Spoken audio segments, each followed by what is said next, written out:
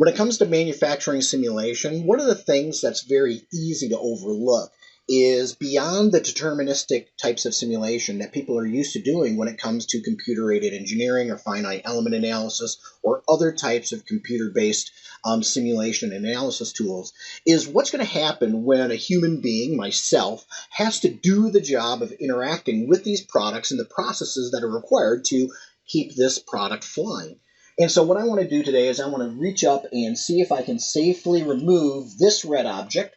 Right, we're going to call that a fuel pump for the rest of the discussion today. And I want to make sure that I can safely reach that fuel pump, extract it safely without putting myself or the product at risk, and get the job done with the planned or proposed working environment. So first thing that I want to do is I've already gone ahead and I put down a little throw rug in front of me so that I knew when I was about to step off of this platform. Right, so that was one thing that I did. I also want to keep an eye on where this railing would be. So if in fact this was a rail, I want to know where I would be when my belt is actually up against that and touching against that. So that's about where I am right now.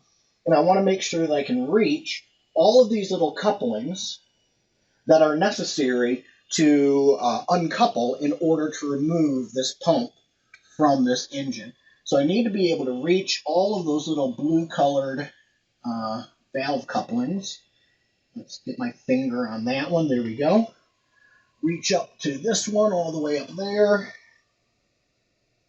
And can I reach that one? And we found an issue, right? So right now, in order for me to reach that, I find that I have to actually dangle my center of gravity dangerously far away from this railing. And I'm really leaning, and chances are if I had a physical rail here, I would be leaning against that and possibly falling over into the engine out of control. Now, I've already known that, I've learned that, so I'm just going to cheat a little bit and step into thin air and now grab that last coupling and undo it. So that's the first step of this disassembly process, is undoing all of those fittings, making sure that we don't have pressure going to them and anything dangerous flowing through all those pipes and valves.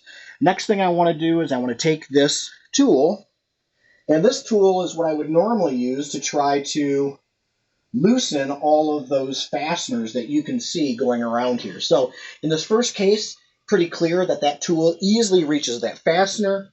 I'm not really reaching too far dangerously over to reach that. I can see this other one. The tool is giving me sufficient reach. I can reach over to this one. Visibility is kind of a hard thing. Like right now, when I'm standing at this position, I can barely see that fastener that I'm trying to hit. But I think I could probably still do it and maintain my balance. And then I come to this last fastener, and now I can see that there is a severe amount of collision in between the tool itself, this hose or this duct fitting, and the pump body itself.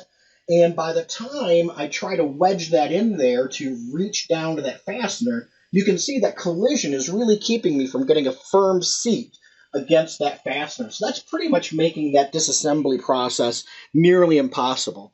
So right now, I would probably make some sort of design note for somebody to redesign or reshape this duct so it's easier to get around, or we have to find a way to redesign that pump housing to get that fastener a little bit easier to reach. I'm going to go ahead and pull out the little bolts here, if I can get my fingers on them. There we go.